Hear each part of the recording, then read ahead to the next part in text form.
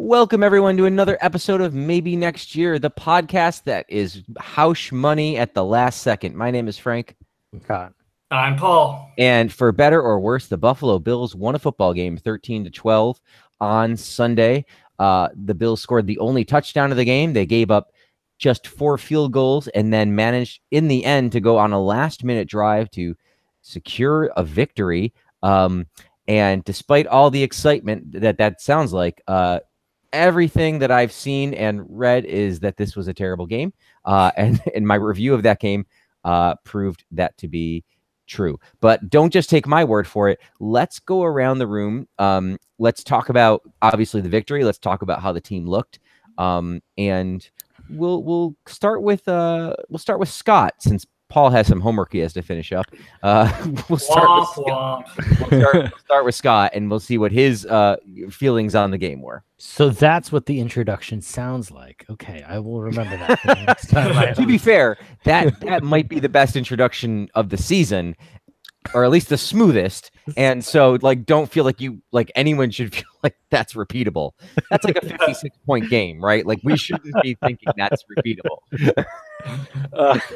Yeah. So I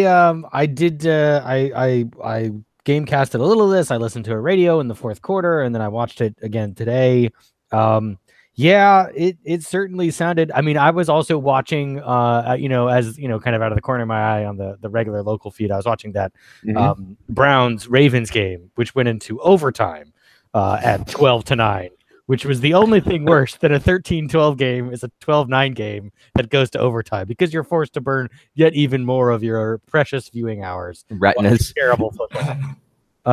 So that game had its moments. This game, I think, also had its moments. There was a little excitement. There were some turnovers and some, it wasn't complete garbage on offense, but there was a lot of garbage. I think I want to start by saying, I made a offhand reference to Shooter McDermott on Facebook, and I've been thinking, and ultimately, I'm sure, and I still have problems with many things that he's done with this team in terms of the amount of, guys from the previous regime who've gotten cut. In terms of, drafting Josh Allen, I'm still not convinced that's the right decision. He may not be a personal guy. I'm not convinced he's not actually an okay coach, because it does seem that we've won our fair share of these games, which as a Bills fan, you don't get to say too often. Mm-hmm. Most of the last 18 years, if the game was going down to the last 5 minutes, you kind of knew they were going to figure out a way to blow it somehow. And this team doesn't do that as often as they could or should. Now, again, you can say that this Titans team is a bit overrated. I think they probably were. I was going briefly over to one of the Titans, SB Nation sites, which is their SB Nation site is named Music City Miracles. So fuck them. How about that? Yeah, I don't even type it. I knew that, but I don't type it in still. When I want to visit it, like I did last week, Titans SB Nation. Just don't even want to. Not going to type out that term. Will not give you the acknowledgement. So, and they were, there was a lot of the commenters from their site basically after the game. Apparently, their left tackle Taylor Lewin from Michigan, big Michigan game this week from Wisconsin. Mm-hmm. He was saying that the Titans needed more respect because they had just beaten the Eagles, of course, Super Bowl champs, and they've been doing a lot of good things, and they needed more respect. And then, of course, they go out and lose to an admittedly not that great Bills team. No, I'd say a very not great Bills team, but go ahead. Yes. Yeah. So anyway, I think the point is that, McDermott, by hook or by crook, manages to win some of these games, whether it's attention to detail or just not screwing things up. I feel like that's half the battle some of these times, like not taking, I forget what it was that the Titans did. They had a delay of game on 3rd and 2 in the red zone or something. I forget what it was, or I forget what it was. It was in the 2-minute drill or something. And so things like that. And then the other thing is, it was clear the way that they were talking about it after the game that they and McDermott had kind of previewed it going into the thing that they kind of changed the offense. They fully invested in the run game. And I don't know that I would say that they had a chance to get into it in some of these games, but I would say they definitely emphasized it more, stuck to it more. And I'm going to assume that's McDermott's call. I don't think that was Brian Daboll, who's like, oh, this whole offense that I've run my whole life, I don't think it's really working that well. I'm going to try and go with something a little different. I'm pretty sure that's Sean McDermott saying, LaShawn McCoy is the only one on our offense who's doing anything, who has the chance of doing anything. Let's just give him the ball and see what happens. And if we score 13 points, maybe that'll be enough to win the game. And, obviously it worked out. Now, again, there could be lots of other problems. I think there are lots of other problems with Sean McDermott, but I will say that I think I'm pleased with the kind of mental toughness and ability to kind of stick through this thing. Again, a couple weeks ago in that Ravens game, I wouldn't have said any of those things because it looked like the whole team just basically gave up.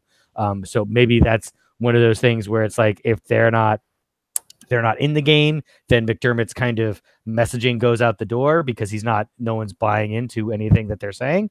But, in this game, at least it worked. So at least for this game, I'll say it worked. And I'm gonna go upstairs very quickly. I'll be right back. Sure. All right. If I go upstairs, he means consult God about what he feels. Was truly. We'll be back with God's thoughts on the Bills game soon. That's the one guest host we've really been missing. So my thoughts align a lot with Scott's. It was.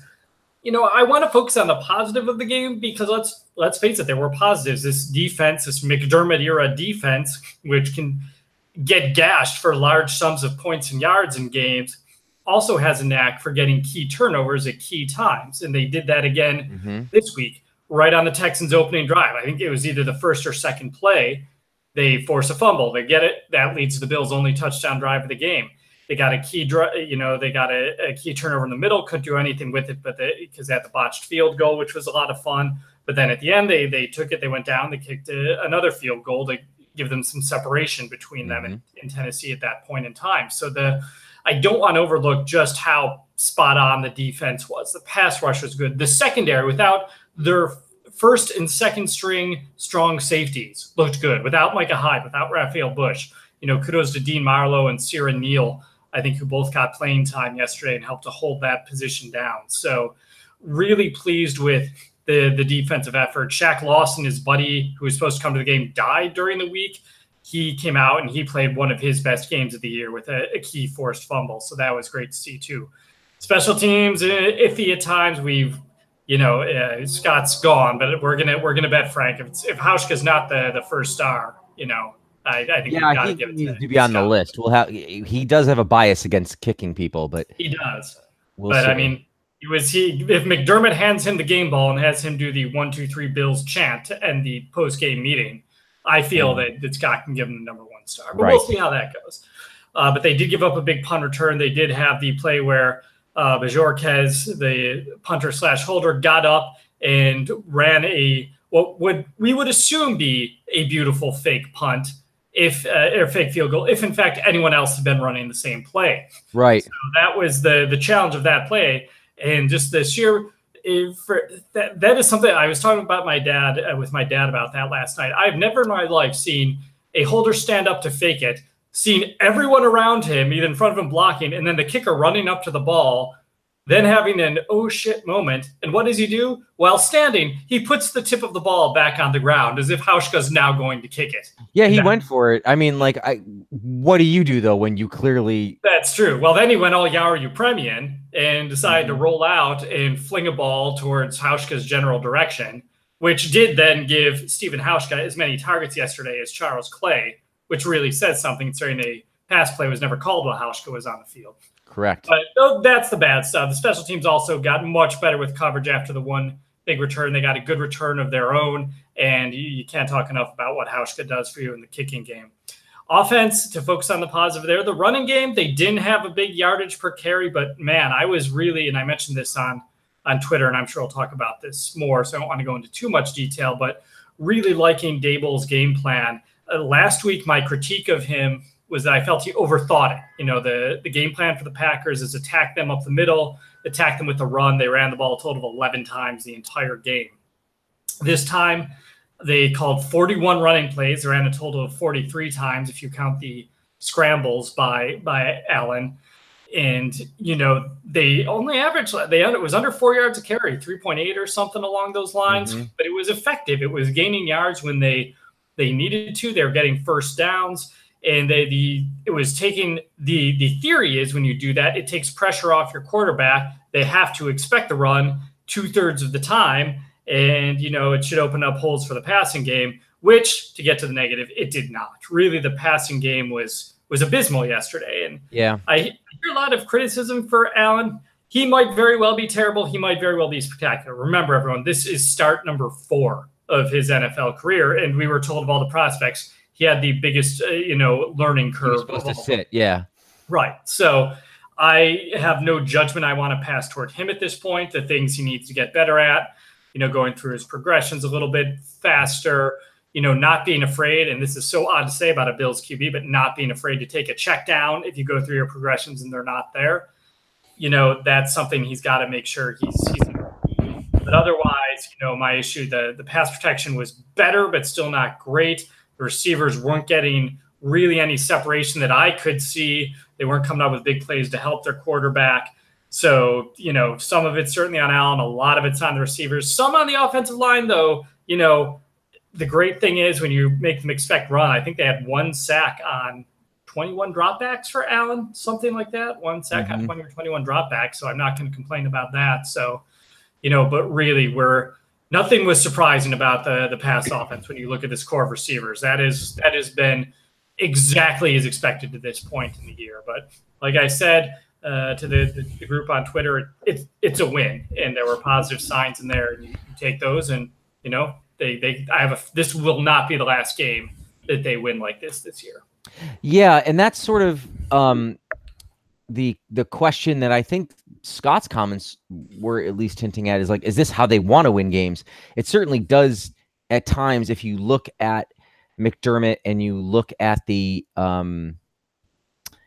and you look at what they have and kind of listen to his talk, it sounds like they want these sort of defense wins the game, run and pass just as much as you have to. And so, was this a dream game for them? Was this exactly the kind of game that they want all the time? Like, get in there and do just enough and impose your will and all that? Or, do you think behind closed doors, they acknowledge that this was not a great performance by the offense and not what they wanted? And that's a fair question going forward. I think that I don't agree that this is at least the full front office position on the team, because I think if you wanted to control the football, you would have kept Tyrod Taylor. If there was one thing that he did well, was not turn it over.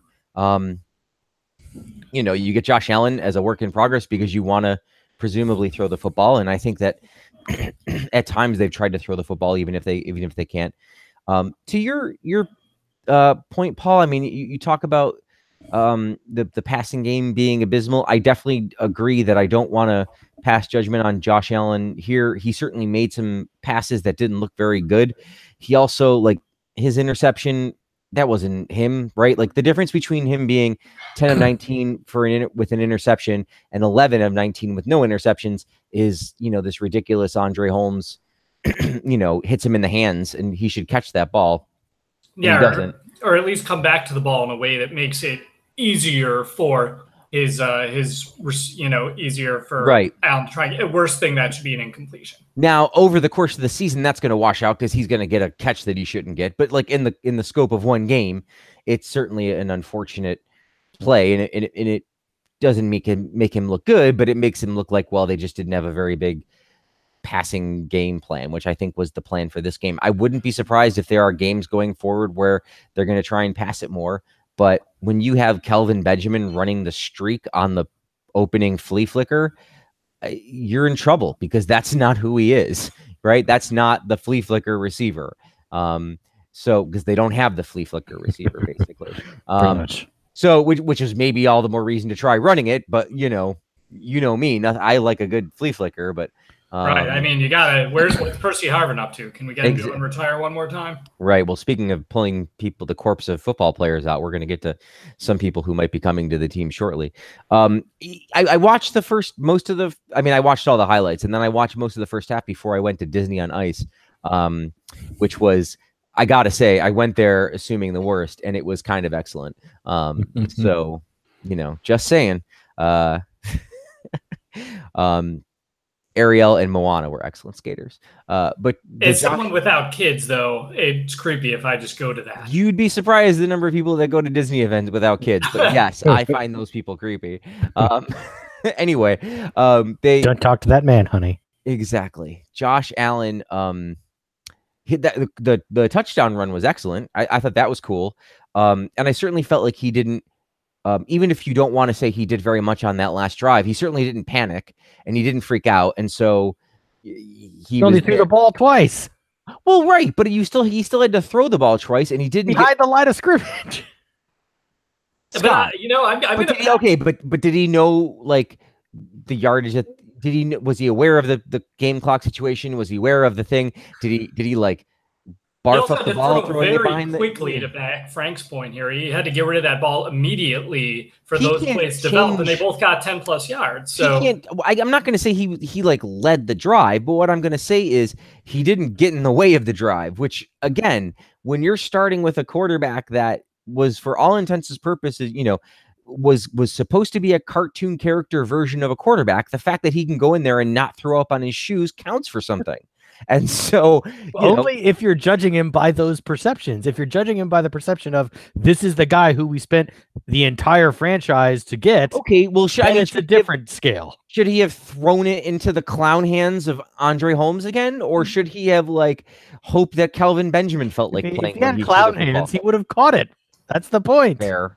I'm just glad we have the title of this pod.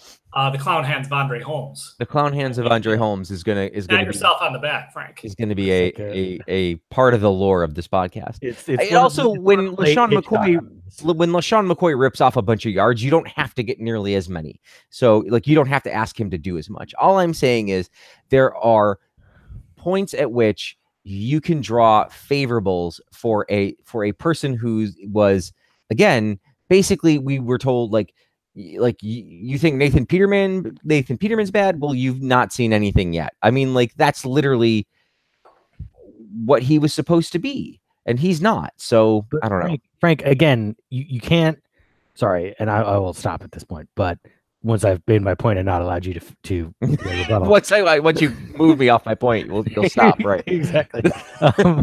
But the point you kind of have this. Yeah, I get it. There were lots of people who said he wasn't good, but the people who said he was good were the guys who traded up to get him and are our general manager and coach. Right. So, but we don't know that he's not good yet. So I'm just saying you can't only compare him to his worst critics. Correct. You also have to compare him to the expectation that the franchise has put on him. And I will. Good. And I will, but I think you can know more quickly that he's not as bad as some people said he was before you can determine whether he's as good as some people thought he was. I think you can already tell that he's not Nate Peterman and he's not going to throw up on his shoes, which is I'm going to keep saying that until you accept it. I guess I'm sure at Wyoming he threw up in his shoes once at a kegger, but he hasn't done it at the NFL level. And I think you can. I am not saying he's a good quarterback yet. I'm just saying that in a system where everything is stacked against him, he has not been the weakest. He is not the weakest link of this offense by a long shot. He is not, and so I'm happy for that. Now, if next year they decide they're going to draft some wide receivers and some linemen or get some offensive talent in here and he doesn't move forward, okay, then you know what? They blow and they really screwed the pooch on it and, enter version 11 of it. But I'm not ready to say that yet. I don't need Josh Allen. I don't need the positive on the Josh Allen P stick yet to determine that he's, good. That was a failed pregnancy test metaphor, but not fully pregnant. That was You're trying to think of like bad pregnancy metaphor. You're like, you know what? I'm also pun this. I'm going to double up and I'm going to pun this. Oh, right. That's me. I thought you had yet another pun you were I'm not going to triple up with the puns. Okay. Well, we can discuss Allen further, sir, but I think that's my one takeaway. And then the other takeaway is that, softer part of the schedule, the defense looked better. They got some turnovers. They're the same defense that they were last year. They're not stopping people and forcing tons of punts, but they are getting turnovers. And when they do that, they win by 1 in terrible fashion. Again, this wasn't a great offensive day. I just am once again re-encouraged that, Josh Allen is showing some things. And so as the year goes on, I will want him to show more things and continue to show the old things. But, for game 4, I'm satisfied. Yeah. So with that in mind, perhaps Scott could give us 3 stars if I have not offended him so with my take. I'm hanging up. This is the worst podcast ever. Exactly. I'm walking out. So this is another game where it's tough to get 3 stars because obviously it's usually easier to pick offensive players. When you're picking defensive guys, you're always it's a little bit, is the defense built that way? Is it kind of designed for certain people to get more, yards or points or whatever? But I think I will go ahead and continue to get in here and do my due diligence on the 3 stars. Your honorable mention is going to be Steven Hauschka. Wow. Wow. So while you were off the line, Paul was certain he'd be first star. And I said Scott is biased against kicking people.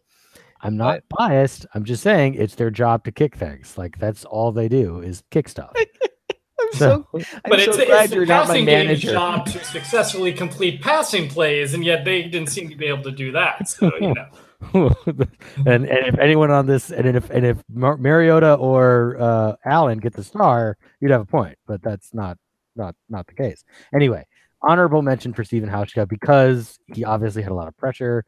The whole game was riding on it. Clearly, the whole offense is going to be kind of Steven Hauschka focused at this point.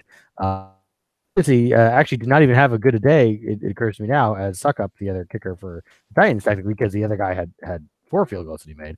But obviously, Hauschka coming through with the big kick at the end to win the game, which is a good way to get an honorable mention, not necessarily a star. As longtime listeners know, kickers and punters don't usually make 3 stars until the weather gets bad. So your 3rd star is going to be, I'm going to give it to Jarrell Casey, who had 2 tackles for loss out of his 5 tackles. Again, the games the game was dominated to a certain extent by defenses on both sides. It wasn't a lot of pretty stuff. The Bills' offensive line did play better, but the Titans did have their fair share of plays. A lot of guys played pretty well for them. You could have given it to Rakpo had a decent day. Daquan Jones. But generally, I think Jarrell Casey is kind of the pace setter for the Titans line, and he did a pretty good job. So your 2nd star is going to go to, I'm going to give it to Matt Milano, 10 tackles, 1 tackle for a loss. He also had the fumble recovery, if I'm not mistaken, of the fumble that was forced by Tremaine Edmonds. Again, a linebacker on the Bills doing a pretty decent job. Seems to be pretty competent flying around the ball. Seems to be playing a little more downhill now. Generally part of an improving defense, I guess you could say. But that would be probably about it. Helps to play the Titans. Yeah, that's probably part of it. Another team that has a lot of problems, not a lot of great wide receiver talent, and frankly not a lot of linemen either, similar to the Bills. But they were 3-1, so if they can beat 3 teams, the Bills have a chance to win more games. That's really the goal with this team. Just win some more games. Just win some games. Yes, I saw a certain sports blog site put Bills playoff chances, and I'm like, let's not. We're 5 games into the season. Let's not even put that. Beat a key AFC rival though. Like true. Positioning conference game. Your 1st star, however, will go to, I gave it to Lorenzo Alexander because I feel like he had a pretty good game on Sunday. A lot of good plays, always in on a couple plays.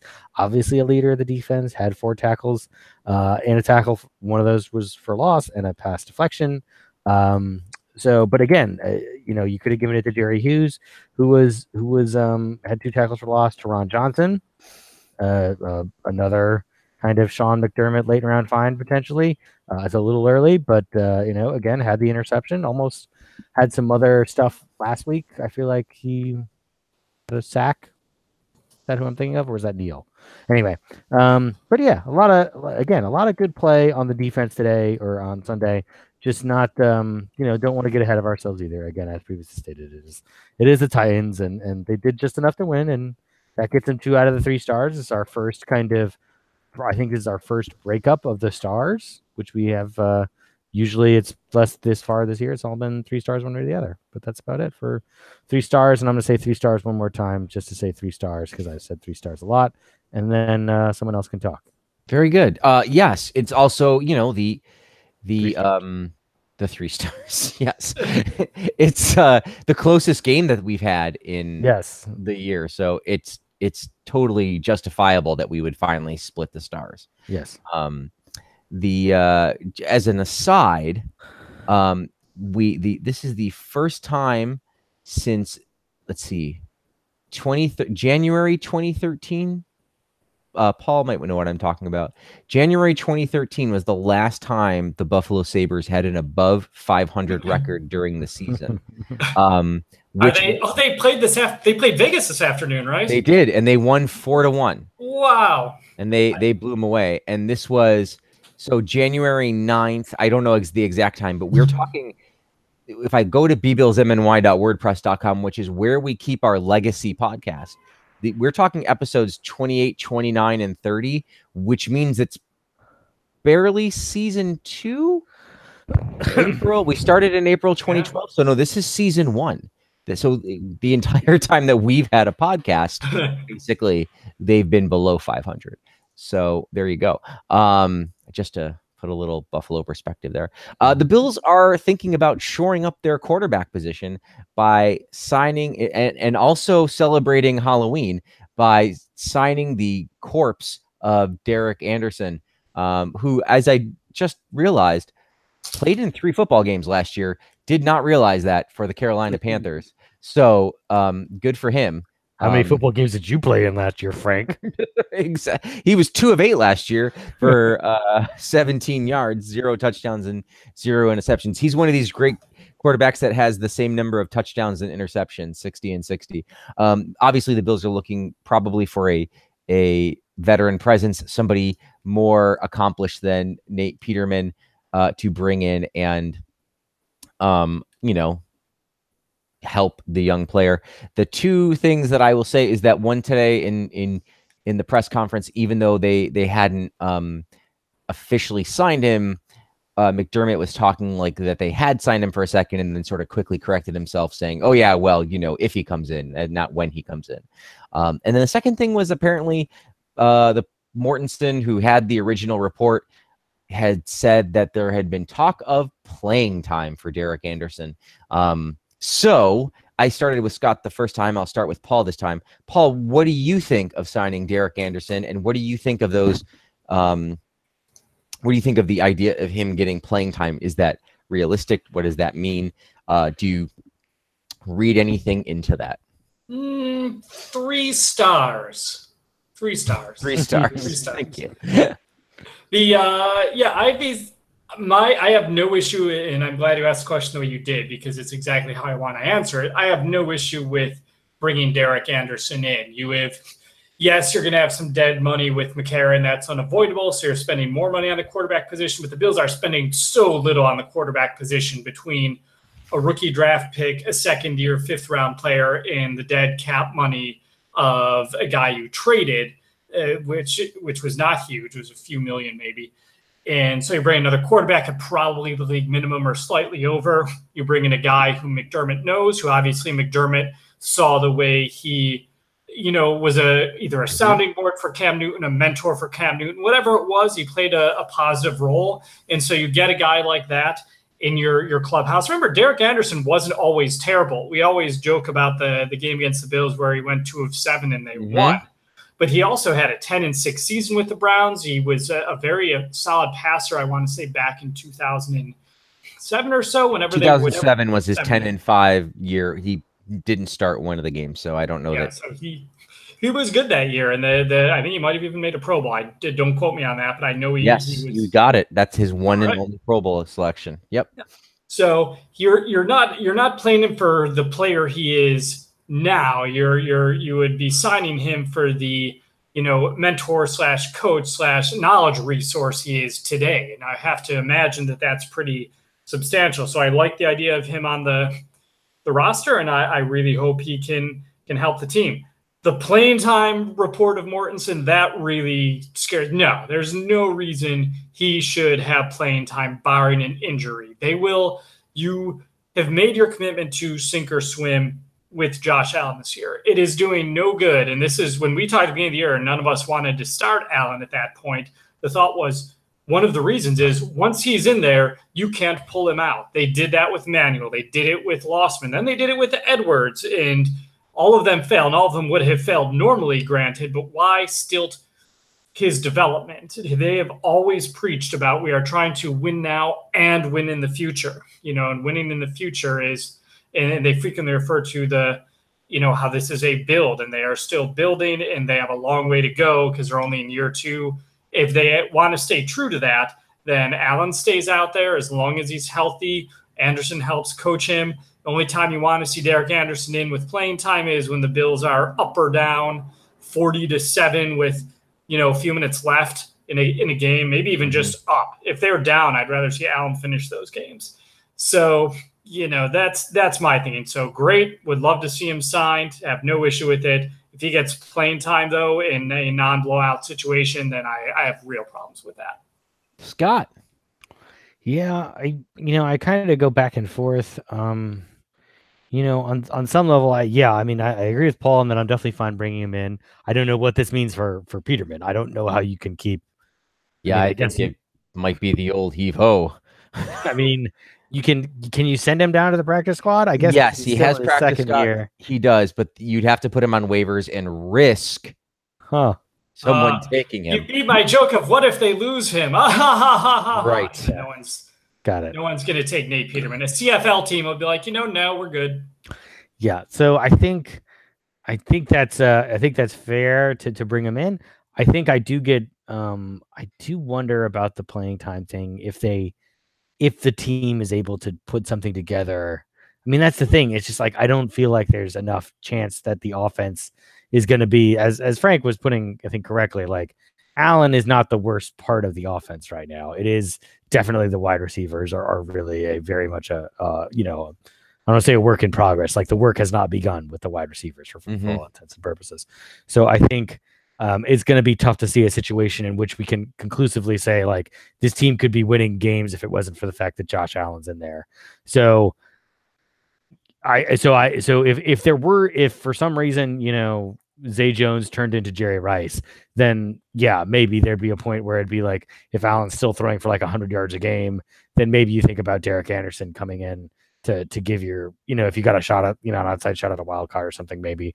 But I think those possibilities are so unlikely that there's no point in really trying to talk about any kind of playing time for Derek Anderson at this point. Yeah, they've managed to fix the line enough to where my concerns about Allen being completely obliterated by the time, you know, week 6 comes have been reduced somewhat, and accordingly, I think we can continue to let it ride with him.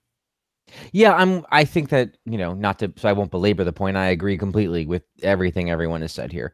It might have been like the conversation was, hey, we're not ruling you out playing, you know, like once you learn the playbook, if there's a need for it, sure, like, you know, injuries happen or whatever. But I think that you're right that, you know, no one on this, I think that they don't think that Allen's the worst part of the team. I don't think that they can even remotely justify like any sort of position suggesting that. I think that there's room for Nathan Peterman on the practice squad, and I think that my wonder is if Scott McDermott or Sean McDermott, Jesus, poor Scott, if he sort of you know, loath to let him go, because I do believe that one of the few but important disconnects between the front office and McDermott is Peterman. and you know, the fetishizing of Peterman for McDermott and the need to move on from the front office. And so he'll want to keep him and he won't want to let him go. And he's a good guy and blah, blah, blah, and prepares and all that great stuff. And he just turns out to be a bad quarterback. So, you know, they might try and find room for him on the practice squad. I would be a little angry about that because we have turned down the opportunity to bring in so many wide receivers which is a clear area of need. And then to sort of bend over backwards to keep a guy as, you know, piss poor as Peterman anywhere around the team, that just rubs me the wrong way.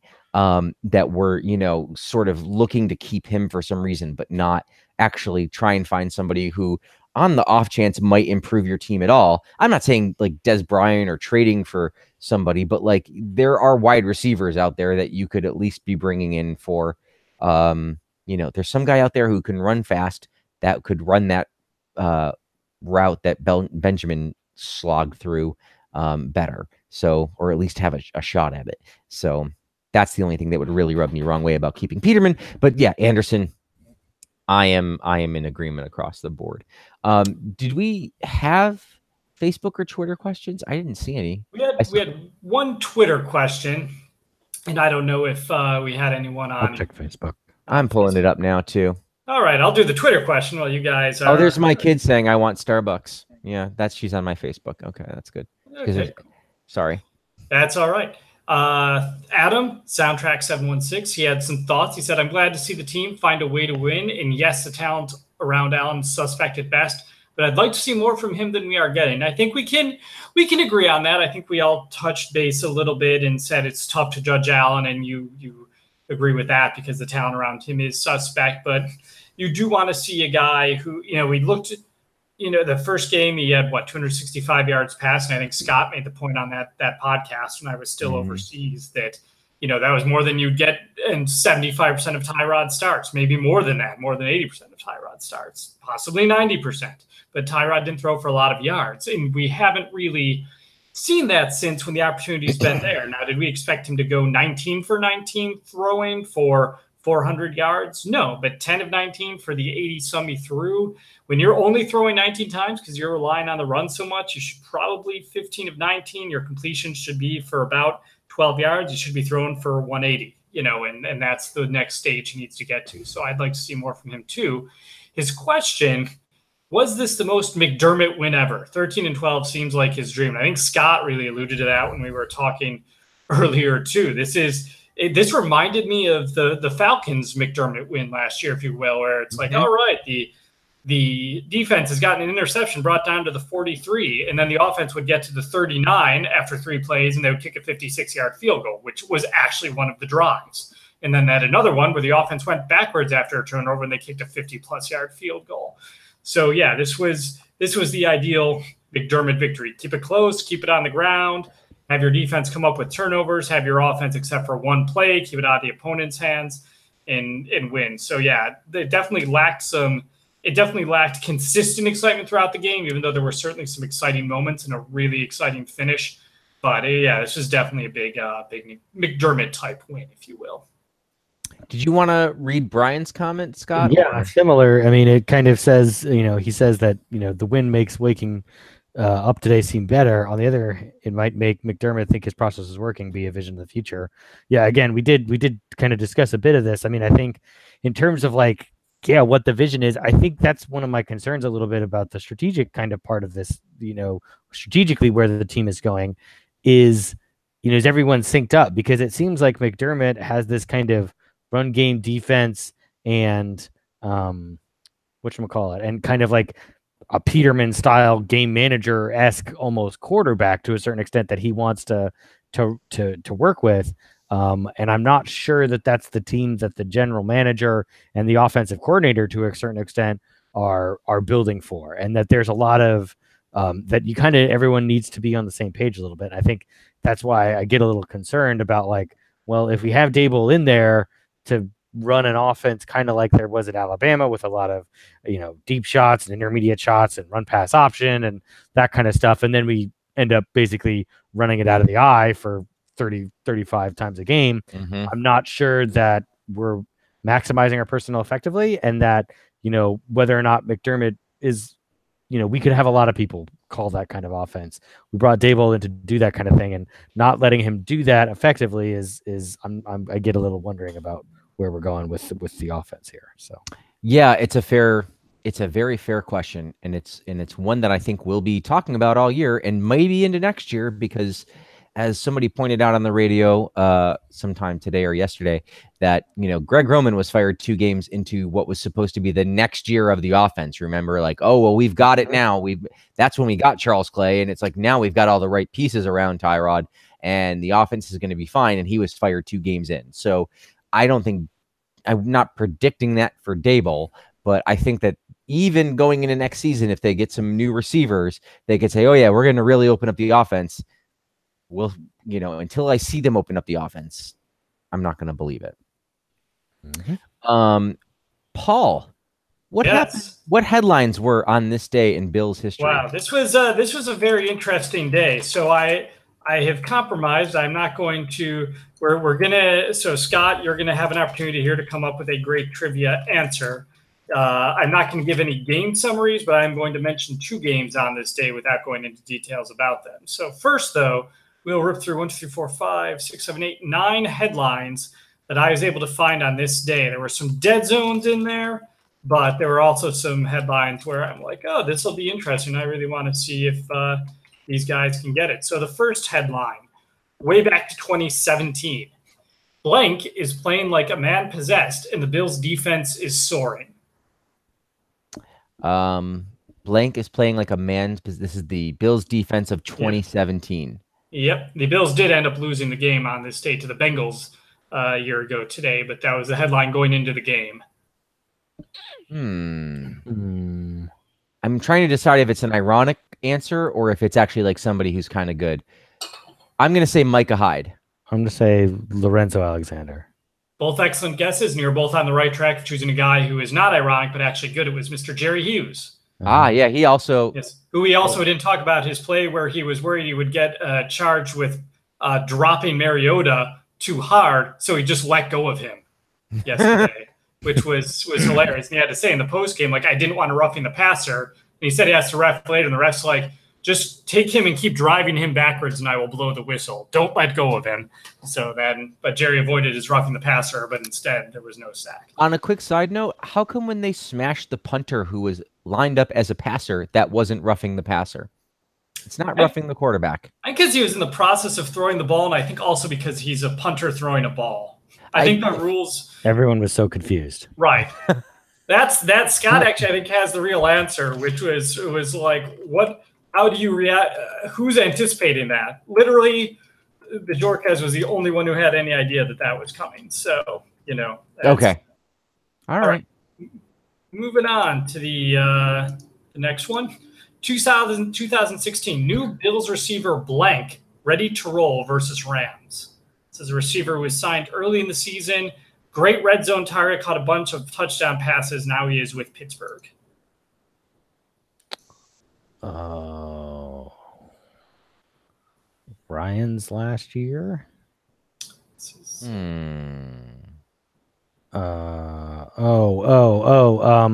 Justin Hunter. Oh, Justin Hunter. You got it. Scott comes through. Well done. Good for you, Scott. All right. If you can get either of these players, you get credit. And if you can guess one of them in the right spot, you get it. 2015, can blank handle workhorse role in Bill's backfield if blank can't play? Carlos Williams. He is in one of those Mad Libs, if you will. And the other one is it's gotta be. It could be Fred, or it could be. I think it's McCoy, though, right? No, I think maybe. I'm gonna say Fred. All right, I'll read the whole headline. The first one is, can Boobie Dixon handle workhorse role in Bill's backfield if Carlos Williams can't go? McCoy was going to be hurt this game. So, all right, 2014, kickoff specialist blank goes the distance for Bills. Kickoff specialist. Dexter McCluster. There was a guy. That was a man once. Oh, wait. Was it that other guy that we had? It was not Billy Cundiff. That might have been you were thinking. It was a Bills kicking specialist for one game, which I also found. We had that guy. Brad DeLuiso. That would be correct in 1989. This guy was cut exactly 1 year later. Yeah. Who I remember that because that was the big experiment. I was like, are we going to save so-and-so's leg? Roster spot. Yeah, exactly. Who was that guy? I'm going to say Oscar the Grouch. Good answer. So Jordan Gay. Jordan Gay. Yep. 2013, Bills to start quarterback blank on Sunday. 2000 what? 2013. Who's the quarterback? This early in the season? No, it's a trick. It's a trap. It's Thad Lewis. It's Thad Lewis. Yes. Well played, sir. Nicely done. 2012.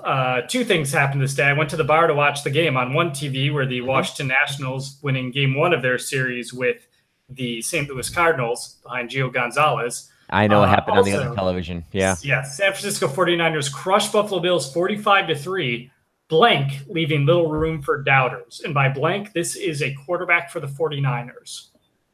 Oh, Alex Smith. Alex Smith. It was in between him and Kaepernick. This is before Cap was back. Yeah. All right, this is a guess one of two. 2010, Bills linebacker blank and safety blank out for Jaguars game. Now, the Bills linebacker, his brother died just this week. Former USC Trojan and San Diego Charger was his brother.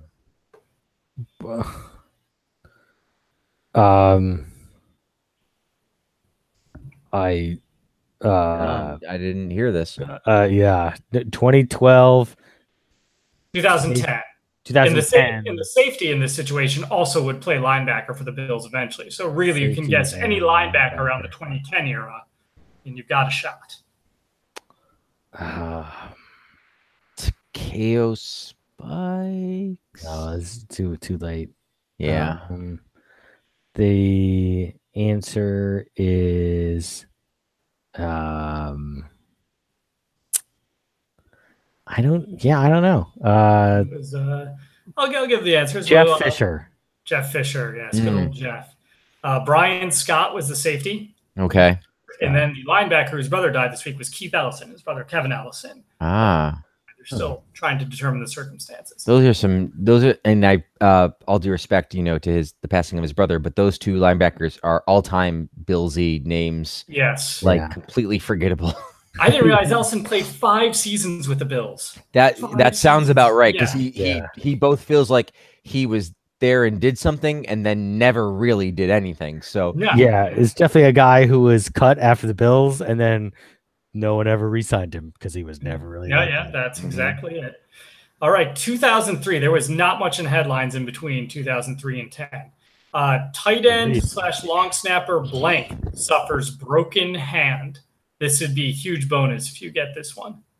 I'm only giving 10 seconds because you have no chance. Nope, too early for Sanborn. He was a long snapper. That I feel good. John Dorenbos.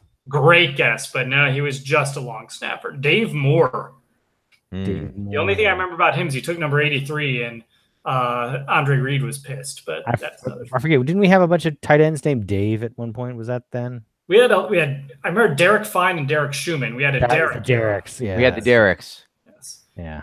All right, 2 to go. 2000. Dolphins player blank adds spikes to intense Bills-Dolphins matchup. It's because he's a former Bill, is my hint. Give me the year again. Sorry. 2000. 2000. Former Bill. Former linebacker? I won't give a position. I think he said linebacker, but pretty sure that was the headline, right? Yeah. No, Dolphins blank adds spice to intense Bills-Dolphins matchup. That was the headline. If I said linebacker, it was wrong. So it's not a linebacker. Don't think about a linebacker. Well, this is way after Thurman retired, so it's not him. Yeah. I'll say Dan Marino, former Bill Dan Marino. The answer, which was Marcellus mentioned, Wiley. Marcellus is a good guess. It Yeah, that was is a good Thurman. guess. Really? Thurman Thomas, 2000. Yeah, he played for the Bills to 99, 80, Wow, 88 okay. to 99, then one. That doesn't seem right. Yeah. Yeah, that No. seems like I think Paul's wrong. wrong. No, I you think Paul can did all this research and still did it wrong. Yeah, no, you can check that out. Remember, 99, his last game with the Bills was home run throwback. Yeah, but who can really say like if that's? I mean, sure, you can look that up, but like you're gonna believe the fake on media? what source? Like, I mean, doesn't wake sound up, like people. Doesn't sound like it came from InfoWars. I'm sorry. All right. Last headline before the 2 quick game questions. Okay. Center blank earns high grades for attitude performance. This was 1999, the Bills center. I will remember him for when Rob Johnson's shoe fell off against Tennessee. Johnson couldn't find it because this player had taken the shoe and thrown it into the seats because you need to get it off the field because you can't have equipment on the field. I wish this was a Kent Hull story, but it's not. This was before Trey Teague. It is right before Trey Teague. And this guy, I'm trying to think. The other hint I will give is you might call him the American Dream. Dusty Rhodes? You've got half of it. Dusty Johnson? Dusty Ziegler was the answer. Dusty Ziegler. Oh, well, you could have gotten. There was another wrestler with Ziegler, right? Like you could have. Oh, I should have done like Dolph. Yeah. You know, Yeah. If the American Dream had a kid with Dolph. Yeah. All right. So here are the 2 game-related questions. 2006 doesn't relate to the game, but the Bills lost ugly 40-7 to the Bears. This was 2006. I was doing shots in the 3rd quarter at the bar with whom? Here's a hint. Neither of you were there. It was not Joe, nor Julia, nor Eric, nor Brenna. This was a one-season wonder. Was it Janae? It was not. Great guess, but she was 05 and came once in 06. Yeah, you know, it's a little creepy that you know what years we all showed up to the bar. Well, I remember like there's a pro bar reference page that you're just. Well, I feel like Scott. I remember 2 of the times with Scott that I just flipped. I feel like every time something ridiculously heartbreaking happens, it's just me and Scott at the bar. But that's not it. So this was. Do you remember Verity? Barely. No. The answer is no, not really. No. Okay. She came. I'm gonna say she was a bartender. Yeah. Right. Not a great Bills question, but a fun question for us. Yes. Now the Bills question, which Scott, now you've got to get your mind going, and I like this one because you can't really look this up. This is my memory. 2007, 11 years ago, we had the worst time. You guys were at Joe's, I believe, and I was at my apartment, and the Bills were playing a Monday Night Football game against the Dallas Cowboys. That was 11 years ago today. That hideous. We got lost going to Scott's house. We knocked on the wrong apartment door. We looked up. We tried to look up his phone number online. It was, and for some reason, nobody had your phone number, Scott. It was a trial. Yeah. And then you answered the door like, "Hey guys, you're here." And you didn't know any of the nonsense that had happened the previous 40 minutes. Yeah. That sounds about right. I feel bad for not going over, but at the same time, this was so miserable an experience at the end of this game when they gave up the 2 scores in 20 seconds at the end. But okay, the question is, there was an onside kick that they need to recover because Jabari Greer done a beautiful job of defending T.O., then a Cowboy on the 2-point conversion to keep the Bills up by 2. On the onside kick, this tight end failed to recover the onside kick. He missed his block on the front line of the Bills return team that allowed Dallas' Sam Hurd to get the first touch on the ball. The front 3 of the Cowboy, and then he goes through what happened. Dick Geron says 2 of the guys attacked, and unfortunately this player stayed at the line, and Robert Royal was coming to get the ball. Unfortunately, this player hasn't been with us as long as Royal or Ryan Neufeld or George Wilson. He didn't move forward. Can you remember this long-forgotten Bills tight end?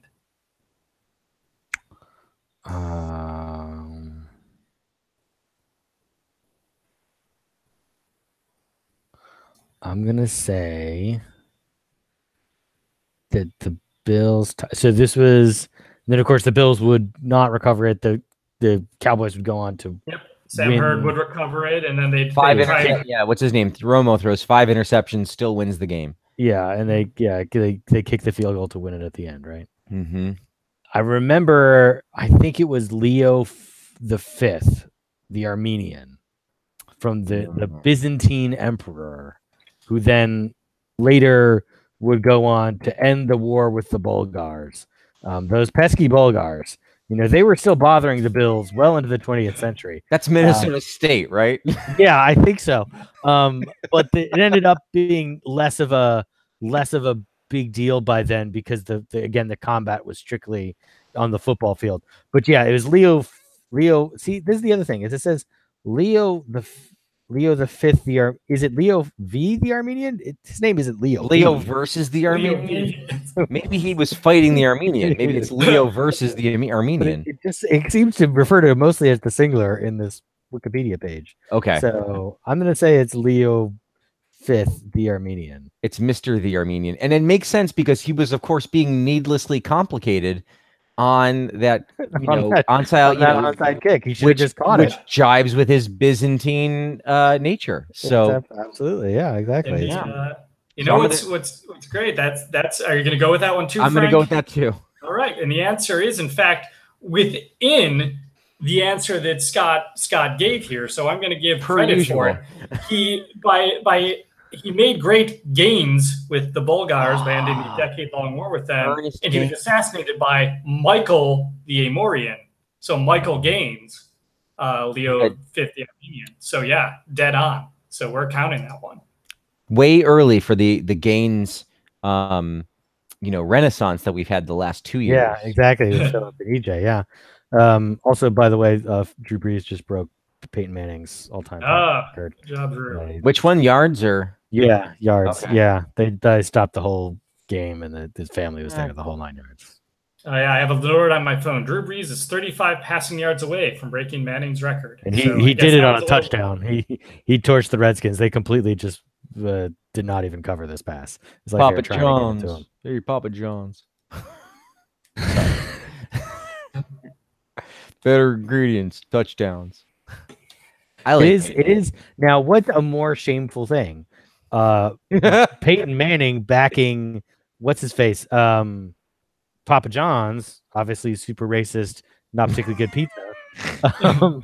Versus both Drew of which Brees. Are criminal, by the way. Not only is he right. Racist, he does not make good pizza. Yeah, but also Drew Brees backs Advocare, is one of their big sponsors, and that's a whole big, basically, I don't know what you would call it, like mail order, fake.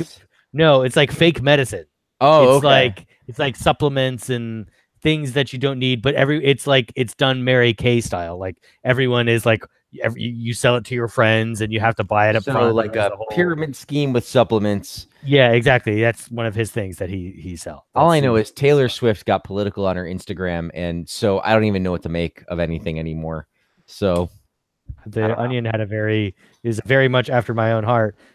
Taylor Swift drops apolitical stance, calls for return of Shogun to Japanese imperial throne. That's excellent. That is first of all, Shogun, wonderful book. I mean, like if you haven't read Shogun, gosh, that's a good book. My parents had the paperback on the bookshelf. Paul, if you haven't read it, pick it up. It's go get it. It's very good. Also excellent reference. Yes. I don't know which is worse. I loathe to. I mean, I have a soft spot for Papa John's only because their online ordering made cheese-free pizza very easy for us as a family, which was for a while. Yeah. But no, it's not good pizza. It's just it's pizza.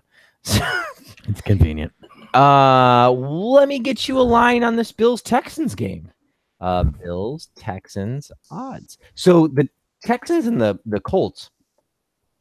Not great. I like you actually went through reverse puberty discussing the Texans and the Colts. Time to change. The Bills are 8.5-point underdogs on the road. I saw that, by the way, and we'll get to the game in a second. That's a son of a bitch of a line, if I'm being honest, because I don't really know what the Texans have done that warrants any sort of touchdown plus. Here they are at 2-3 as well. They've scored 115 points. On the year versus I watched their game last night, and and they did not really impress me at all. Don't get me wrong, the Bills don't impress me at all either. But you have two unimpressive teams going against each other. You usually don't see an 8.5 point spread. Right. They're unimpressive teams with equal 2-3 records. If you compare them to the Titans, I mean, they're a better offense and a worse defense, which I think is what the Colts are as well. So hashtag winnable games coming up here. Like certainly we discussed at the beginning of the year how an 0-4 start was possible.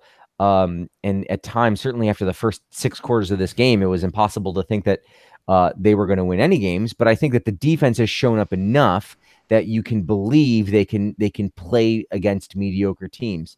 They'll probably have to play a similar formula to this week, against the Titans. So you're in coin flip territory again. I think you're not in touchdown territory. I think you're in one score territory. For both the Texans and the Colts, barring any unforeseen, big changes.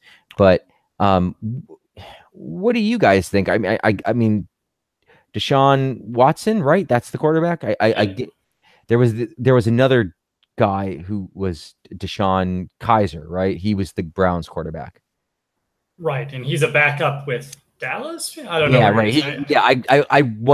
I had my Deshaun's confused because I don't watch them all the time, so I was confused. But he's not looked super great. JJ Watt remains JJ Watt, which means that he's liable to have a good day, but doesn't necessarily mean he's going to have one. I'm inclined to think the Bills can win this game. I think I'll pick them to lose by 3 or 4 just because I don't want to get ahead of myself. But I don't have any particular, the problem with the Bills is what the problem with the Bills is always going to be. Like, can they score? Probably not. So Scott, do I have this wrong? What do you think? So no, I mean, you don't have it wrong. I mean, there's not going to be any games you're going to be able to go into with the Bills this season and be like, let's lock it up. This is, checks in the mail. We got this one. Don't even have to think about it. Yeah. There's also no game I feel where we're going to be like, so maybe the Patriots where we'll be like, yep, don't even bother. I feel like they can. I think we might have done all those games by now. Yeah.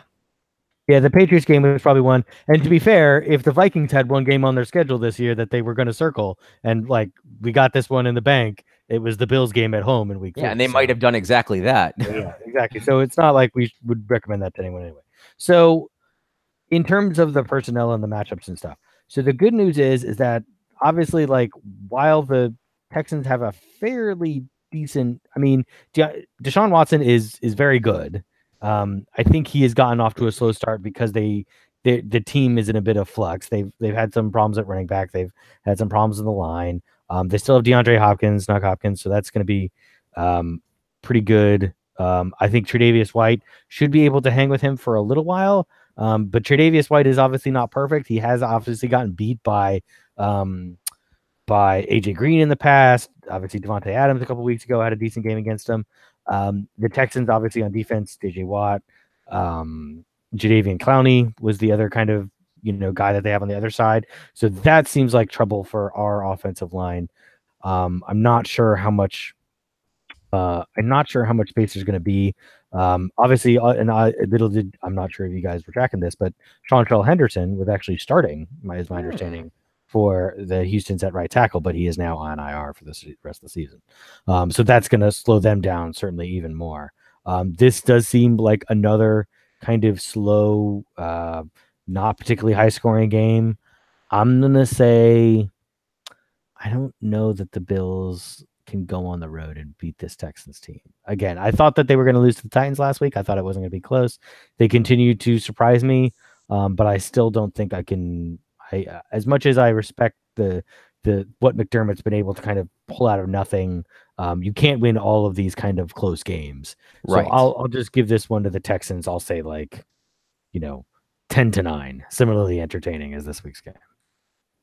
Yep, I'm aligning almost exactly with Frank's pick. I feel like, as with all Bills fans, I have that tendency to overreact to a win and overreact to a loss in terms of the positive and negativity that comes out of it. So just trying to keep a straight, mind about the game.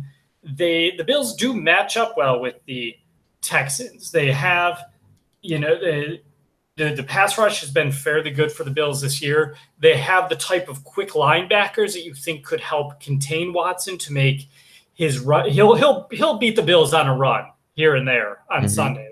That you can take to the bank. But I think it'll be difficult for him to do consistently when you have Milano and Edmonds on the field. And I think that bodes well for the Bills. Their passing offense is not that great. Their offense in general was not that great watching their game against Cowboys last night.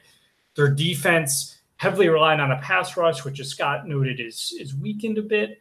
But they do have some solid players. You can't ignore that, what they can do to disrupt the Bills, passing game. They have a good, not too bad a defense overall.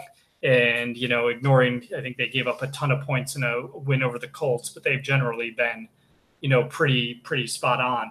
So I'm going to go along the lines of what Frank said. I'm going to say the Texans are going to win this one in a low-scoring one, like Scott noted. I'm going to say, I'm going to go with 20-17.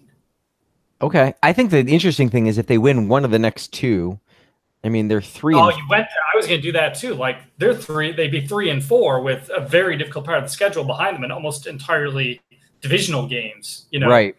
Now the first one is New England. I mean, so you're probably talking 3-5, but 3-4 is probably certainly better than I thought it was than a lot of people thought it was going to go. So, take it for what it's like, much like Josh Allen's play thus far. Take it for what it's worth. Frank trying to bait me, as always. Hashtag. If you would like to take it for what it's worth and not be a big super jerk like Scott, you can do so online. No, you can't. Without talking to anyone ever. I mean, you can just do that. You don't have to do it with us. You can just be a big asshole online. No one's going to stop you. No, actually, as of today, they outlawed it. You can no longer be a jerk. Oh, good. I'm glad I guess in other news, there's no more B-Bills MNY Twitter. Right. We're all done. I broke it. It was my Twitter that broke it. But you can go to BBillsMNY on Twitter or Facebook.com/BBillsMNY. You can search Buffalo Bills maybe next year, Bills Podcast. You'll find us in iTunes and all the places, Anchor.fm/BBillsMNY. We're all over the place. You can also email us your thoughts, bbillsmny@gmail.com. I should check that email at some point. Yeah, we're going to watch the Texans game. We're going to have more thoughts for everyone. We'll probably have your hot, spicy Derek Anderson takes next time we talk to you. Until then, thank you so much for listening. I don't know that we have anything else to say. So have a great night. Enjoy your week, and we'll talk to you next week. My name is Frank. I'm Scott. I'm Paul. Good night, everyone.